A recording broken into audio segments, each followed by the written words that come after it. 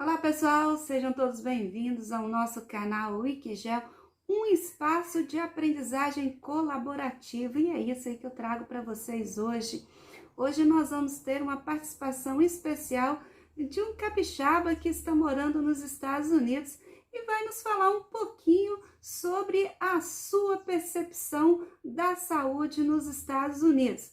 Esse tema bem polêmico, porque algum tempo atrás um decreto presidencial deu a possibilidade de uma abertura da participação do setor privado nas unidades básicas de saúde. Decreto esse que logo depois foi cancelado, mas que o tema ganhou as mídias porque passou a ser comparado o Brasil com o Sistema Único de Saúde com os Estados Unidos, que não tem esse Sistema Único de Saúde. E aí várias pessoas discutindo se é válido ou não essa privatização ou essa união aí do setor público-privado na saúde. E para isso eu vou convidar aí o Charles para falar um pouquinho sobre esse tema. Então, roda a vinheta aí para começarmos o nosso vídeo. Pessoal, Chuck Souza do canal Chuck Abroad aqui, a convite da professora Marluce, para falar para vocês um pouquinho de como funciona o sistema de saúde aqui nos Estados Unidos. Então eu já queria começar agradecendo aí a professora por ter me convidado, é uma honra estar aqui falando para vocês e espero que eu possa agregar conhecimento, agregar valor para vocês, que eu possa colaborar de alguma forma aí com vocês, beleza? Tô mega empolgado por esse papo, então vamos lá! Ninguém espera ficar doente, com certeza.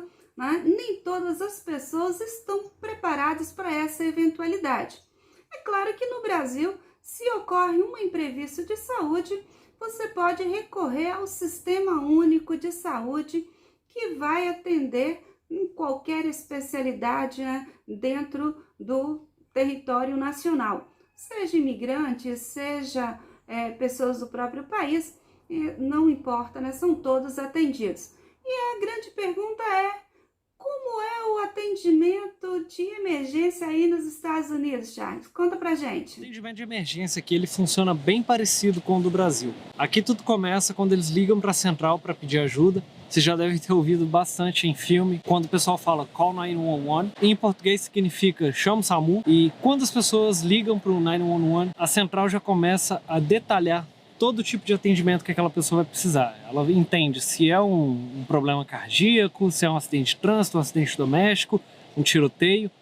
E aí, com esse detalhamento, todo o sistema já começa a trabalhar articulado para dar o melhor tipo de atendimento para a pessoa. Então, a ambulância já chega no local sabendo o que vai fazer. Claro que às vezes acontece de ter diferença na situação real e no que foi relatado, mas os paramédicos eles já sabem o que vão encontrar, já sabem o que vão fazer e para que hospital vão levar aquele paciente. Graças a Deus eu não sei como isso funciona, nunca precisei usar, mas os relatos que eu tenho aqui de pessoas que já utilizaram é de que o sistema funciona de uma maneira muito eficiente e é muito rápido. É questão de pouquíssimos minutos até que a ambulância chegue, faça o resgate e encaminhe a pessoa diretamente para o hospital.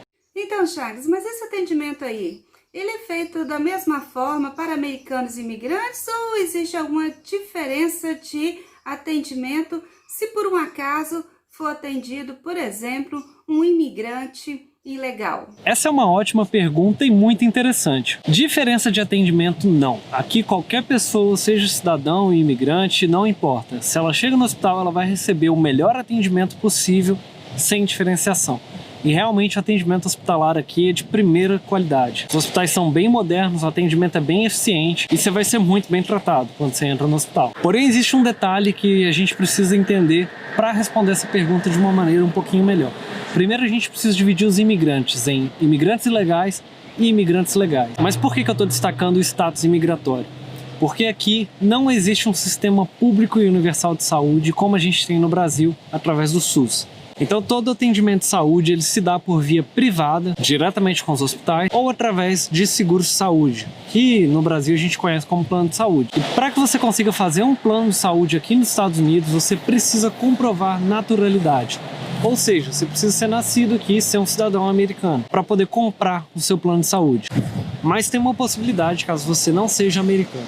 A maioria das empresas aqui elas aceitam registrar e vender planos para pessoas que não sejam cidadãos, porém essas pessoas precisam ter residência legal nos Estados Unidos. E o que a gente entende como residente legal? São as pessoas que têm green card, vistos de trabalho, vistos de estudante ou qualquer outro tipo de condição que possibilite que elas vivam nos Estados Unidos legalmente. Então isso gera um problema gigantesco, porque segundo estimativas, o total de imigrantes ilegais dentro dos Estados Unidos hoje é de 10,5 milhões de pessoas. Ou seja, 10,5 milhões de pessoas que estão totalmente fora do sistema de saúde, que não tem nenhum tipo de cobertura, estão totalmente à margem da medicina e do atendimento de saúde de maneira geral, vivendo completamente desassistido. E com isso eu já vou puxar um gancho aqui que não importa se você é cidadão americano ou se você é imigrante ilegal. Aqui, se você é natural dos Estados Unidos e é pobre, a chance de você conseguir ter acesso à saúde é praticamente a mesma de um imigrante legal. Porque o hospital custa uma fortuna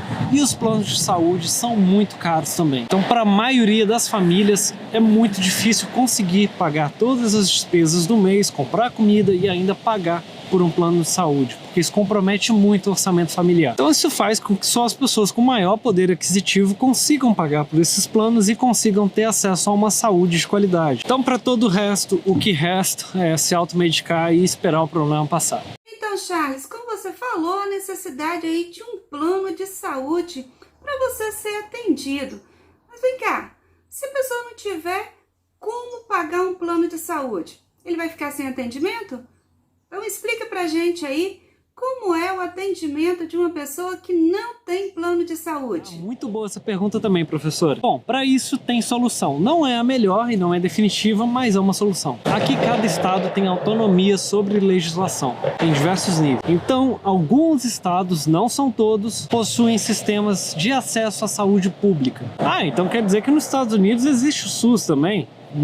Não é isso que eu tô falando. Um sistema público gratuito de acesso universal, igual ao SUS no Brasil, isso não existe aqui nos Estados Unidos, beleza? Mas alguns estados, eles criam parcerias com empresas privadas de plano de saúde para fornecer planos mais baratos para a população. Como é que isso funciona? O estado chega para uma empresa que tem o direito de vender o seguro de saúde e fecha uma parceria onde ele vai fornecer preços mais baixos à população. Essa empresa, ela faz um estudo demográfico para avaliar qual é a média de preços que ela poderia cobrar naquele estado e aí ela mostra isso para o governo estadual. O governo, então, fecha a parceria junto com essa empresa e juntos eles vão criar um plano de saúde estadual, ou seja, só vale para aquele estado. Se você for no estado vizinho para tentar se consultar, você não vai conseguir. Então essa parceria, ela dá uma origem a uma nova empresa que sai da fusão do público com o privado, que vai vender planos de saúde bem mais baratos à população. Geralmente eles são bem abaixo da média de mercado de um plano tradicional. Alguns deles, inclusive, possuem exigências de renda para que você seja aceito, ou seja, você tem que ser declarado pobre para conseguir comprar esses planos de saúde. E eu consigo falar com bastante propriedade sobre esse tema, porque aqui no estado onde eu vivo, que é Connecticut, a gente tem essa estrutura criada. Aqui a gente chama de Husky, que é a empresa que oferece o plano de saúde. Os preços são bem abaixo do mercado. Eu não sei dizer para vocês exatamente o valor, mas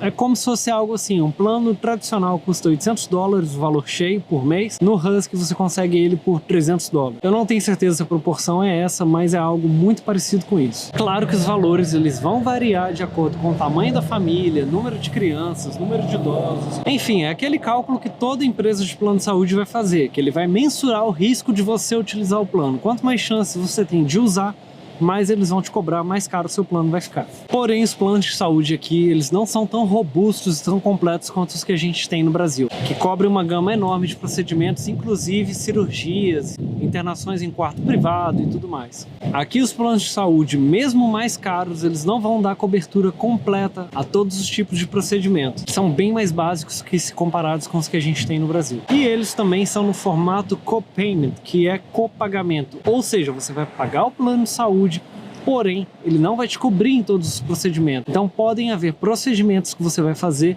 que você vai ter que pagar extra pro médico ou pro hospital. porque o plano não vai cobrir. Então, no final das contas, você está pagando o plano de saúde e aí você ainda vai precisar pagar o médico ou o hospital do seu próprio bolso, que o plano não te dá cobertura completa. Outra opção também que pode acontecer é você recorrer a hospitais filantrópicos. Aqui tem vários hospitais pelos Estados Unidos inteiro que são oriundos de empresas de filantropia. Geralmente algum bilionário que constrói essas empresas justamente para obter abatimento no imposto de renda. Mas isso é uma questão bastante interessante, porque esses hospitais geralmente eles são destinados a atender o grande público em geral, porém com foco mais filantrópico, com foco mais de ajudar a população carente. E alguns deles oferecem planos de saúde particulares.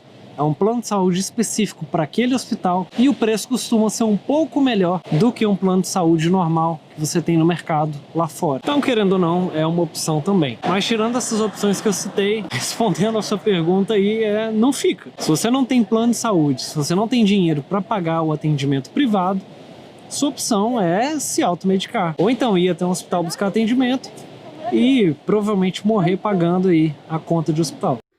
Bom, uma coisa não vamos aí discutir, né? O salário nos Estados Unidos é muito melhor do que o salário no Brasil, mas não podemos também desconsiderar o alto custo de vida da população nos Estados Unidos, que é muito maior do que no Brasil.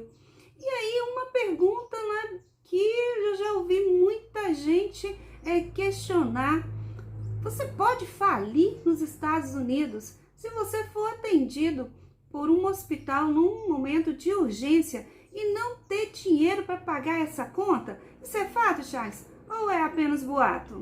Vamos lá. Falência em inglês se traduz por bankruptcy. E se você não for no Google e digitar bankruptcy for, você já vai encontrar a resposta para essa sua pergunta aí, professora. A resposta para sua pergunta é sim, isso é fato. E se você digitar isso que eu falei no Google, com certeza o resultado que você vai achar vai ser bankruptcy for medical bills, que é conta médica, despesas médicas. Esse vai ser um dos maiores resultados que você vai encontrar no Google, e isso acontece o tempo inteiro aqui, porque o acesso à saúde aqui é realmente bizarramente caro. Pra vocês terem ideia do que eu tô falando, eu tenho um caso de um conhecido aqui nos Estados Unidos que ele passou mal, teve uma intoxicação alimentar, durou 2 dias ali passando mal, vomitando e com diarreia, não tinha o que fazer, tomava remédio, não funcionava porque ele vomitava, e aí ele resolveu procurar um hospital. Teve o melhor atendimento que ele já teve na vida dele. Ele saiu elogiando, falando que tudo era maravilhoso, que tudo foi perfeito e que no Brasil a gente nunca ia ter uma saúde de tão qualidade quanto tem aqui nos Estados Unidos. Porém, algumas semanas depois, chegou na casinha dele uma cartinha do hospital com o valor da despesa. Ele ficou internado por 2 dias e o valor da despesa hospitalar, só para tomar soro e uma injeção ou outra, uma medicação na veia, o valor foi de $7.300. Sim, exatamente isso que você acabou de ouvir. $7.300 para ficar 2 dias internado tomando soro. E aí eu vou fazer um corte rapidinho só para vocês entenderem melhor, porque quando a gente fala que chega uma carta de cobrança, talvez as pessoas não entendam. Mas por quê? Porque aqui nos Estados Unidos o sistema de pagamento ele funciona muito diferente. É muito comum que as pessoas mandem cobranças para sua casa através do correio, e você pode pagar através do correio também. Chega uma carta de cobrança na sua casa, você simplesmente abre o envelope, coloca o dinheiro dentro, lacrou, bota do lado de fora da sua casa na caixa de correio, que o carteiro vai vir, vai pegar, vai depositar no correio e devolver para o remetente. E aí a conta vai ser paga. É um sistema muito interessante, meio maluco, que no Brasil não funcionaria, porque, enfim, iam roubar os envelopes o tempo todo. Mas aqui funciona dessa forma, você não precisa pagar no hospital, nem quando entra, nem quando sai. Você pode pagar depois, eles vão te mandar cobrança e é bem tranquilo. Na verdade, não tão tranquilo, né? Porque 7 conto é dinheiro pra caralho. Mas esse do meu colega aí, só pra não deixar vocês sem explicação, falar, pô, como é que o cara pagou isso? Ele quebrou, ele declarou falência? No caso dele, não. Ele conseguiu negociar diretamente com o hospital, ele foi lá e falou, olha, não tem condições, eu não tenho dinheiro, eu sou pobre, não tenho grana pra pagar e, infelizmente, não tenho o que fazer, eu não posso pagar. E aí eles reduziram a conta de 7.300 para, eu não me recordo agora, mas acho que foi algo em torno de 2.800, 3.000, e ainda parcelaram para ele em, sei lá, 10, 12 vezes aí. E aí ele conseguiu pagar a dívida e ficou livre. Mas depois disso, acho que ele não passa nem dirigindo na porta do hospital. Mas eu já ouvi falar de muitos casos de americanos a imigrantes que são situações assim, lamentáveis. Pessoas que realmente faliram, perderam tudo porque não tinham como pagar a conta hospitalar e não conseguiram negociar, não conseguiram perdão. e, enfim, não teve o que fazer. Só que esse tema de falência, ele é um pouco complexo, porque a gente precisa entender essa questão da falência. Porque é como se existissem dois tipos, que é a falência judicial e a falência que eu chamaria de real. Falência real é aquela falência que acontece porque a pessoa realmente não tem dinheiro para pagar, aí ela vende um carro, vende uma casa, vende algum bem pessoal para poder pagar a conta, e com isso ela vai se enrolando, vai pegando empréstimo, não consegue pagar e vem a quebrar. Já a falência judicial é uma opção que as pessoas têm aqui também, onde ela entra na justiça alegando que não tem recurso para pagar aquela dívida e que por isso ela vai declarar falência. Porém, isso é uma questão bastante complexa, porque esse é o último do último recurso que as pessoas usam, porque o impacto disso na vida financeira delas é muito grave. Ela perde crédito, ela perde uma série de coisas por conta disso. Eu vou passar aí para a professora Marlúcio alguns sites que tem alguns preços de procedimento para ela colocar para vocês aí, que aí tudo isso que a gente está falando vai fazer bastante sentido, para vocês entenderem o quão caro é a saúde aqui nos Estados Unidos e por que as pessoas têm dificuldade de ter acesso. Eu vou citar um exemplo aqui que eu pesquisei por conta própria, que seria o de transplante de coração. Segundo informações aqui que eu encontrei, um transplante de coração hoje dentro aqui dos Estados Unidos, ele chega a custar $1,5 milhão de dólares. $1,5 milhão de dólares para você conseguir um órgão e ter ele transplantado. E isso é muito louco, cara, porque no SUS você consegue isso de graça. Aí tem gente que vai falar, mas que a fila é grande, que não sei o que. Cara, eu tenho um caso pessoal que foi o do meu pai, que conseguiu um transplante de coração pelo SUS. Foi tudo muito rápido, muito ágil, e ele não pagou nem um centavo para isso. Já se ele morasse aqui nos Estados Unidos, provavelmente ele não conseguiria ter acesso a esse órgão. A gente também não teria dinheiro para pagar, porque afinal a gente está falando de $1 milhão e não é todo mundo que tem esse dinheiro em conta. E um exemplo para vocês entenderem quanto que isso é difícil aqui, eu tenho o exemplo da minha esposa, que ela precisou fazer um exame de sangue. Quando ela foi até a clínica, de imediato ela alegou que não tinha emprego, que ela não trabalhava, que ela não tinha dinheiro. Então cobraram ela o valor de $40, sendo que o valor é de 170. Só que tem uma pegadinha nisso aí, porque aqui se você vai fazer um exame de sangue, você não vai lá e paga pelo exame de sangue. Você primeiro paga para consultar com o médico e ele fazer a coleta do seu sangue, e depois que você fez isso, você volta para pegar o resultado, você vai pegar o resultado e o médico vai te explicar o resultado e te fazer algumas perguntas adicionais para colocar no registro também. E isso vai te custar mais $170. Ou seja, a primeira parte você paga 170, depois você volta e paga mais 170. Então eu tô falando para vocês que um exame de sangue, que é algo muito simples, você paga o valor de $340. É bizarro. E no caso da minha esposa, ela alegou da primeira vez que não tinha recurso, porque ela não trabalhava, cobraram $40. Só que quando ela voltou para pegar o exame, já falaram para ela que ela tinha que comprovar que ela não tinha recursos, e para isso exigiram uma série de documentos que era impossível para ela fornecer, que é realmente a questão da residência legal, que eu mencionei para vocês anteriormente. E aí cobraram $170, ela teve que pagar esse montante por um simples exame de sangue, que no Brasil, dentro de um plano de saúde, você faz aí quase que um a cada mês, e se for pagar particular também, não é tão caro assim. E só para finalizar essa pergunta, que é bem legal, professora, uma amiga da minha esposa, ela relatou um caso muito interessante que eu descobri que funciona como um mercado aqui também nos Estados Unidos, que é a compra de dívidas. Isso é um negócio muito legal que eu achei impressionante. Basicamente é o seguinte: você tem uma conta, uma dívida no hospital. E aí você vai tentar pagar ela de alguma forma. Você vai negociar com o hospital, enfim, você vai alegar que não tem dinheiro, vai tentar parcelar. Não sei exatamente como é que funciona, se tem uma empresa separada que faz isso ou se o próprio hospital faz, mas existem pessoas que compram a sua dívida de hospital e pagam ela integralmente para você. E você não tem custo nenhum, você não paga nada, você não precisa fazer nada. A pessoa simplesmente vai lá, compra a sua dívida e paga para você. Você não sabe quem é que comprou, você não sabe como que aconteceu, simplesmente socorre. E foi o caso dessa amiga da minha esposa.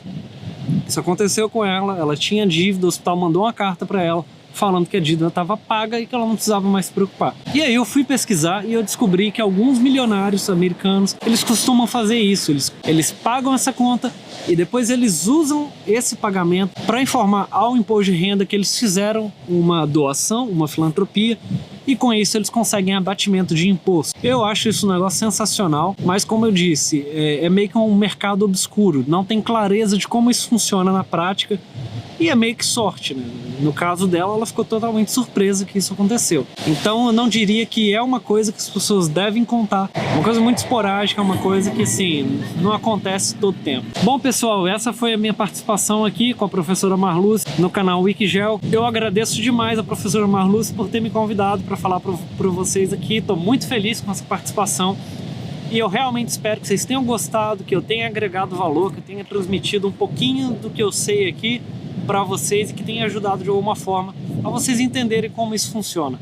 Eu sei que quando fala dos Estados Unidos sempre desperta muita emoção, muito sonho e, cara, sinceramente, aqui é um país muito bom, tem muitas qualidades, muita coisa boa, mas não se iludam achando que é o paraíso, achando que é tudo perfeito. Porque não é. Tem muita coisa aqui que não funciona legal, que poderia ser bem melhor. Na questão da saúde, que é o tema desse vídeo, por exemplo, o Brasil é infinitamente melhor do que os Estados Unidos. Mas enfim, a mensagem final desse vídeo é realmente essa aí, de que é bom, mas não é o paraíso. Então não se iludam quando vocês ouvirem falar de Estados Unidos e de qualquer país no exterior, beleza? Fica aqui o convite para vocês conhecerem lá o Chuck Abroad. Se vocês tiverem interesse nesse conteúdo de viagem, vida no exterior, vai lá me acompanhar. Vai ser muito bom ter vocês lá comigo.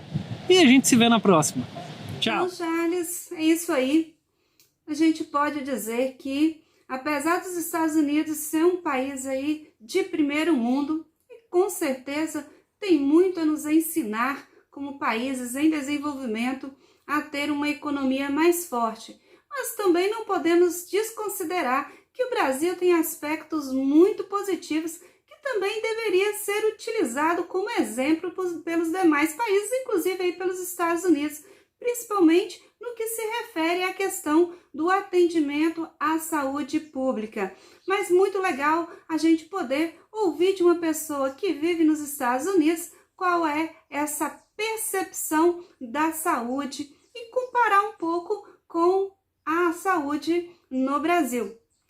Então, pessoal, estamos concluindo o nosso vídeo de hoje com essa participação super especial. E se você quer conhecer um pouquinho mais sobre a vida nos Estados Unidos, clica aqui no vídeo e entenda um pouquinho melhor como é a vida nos Estados Unidos através da visão aí de um imigrante brasileiro.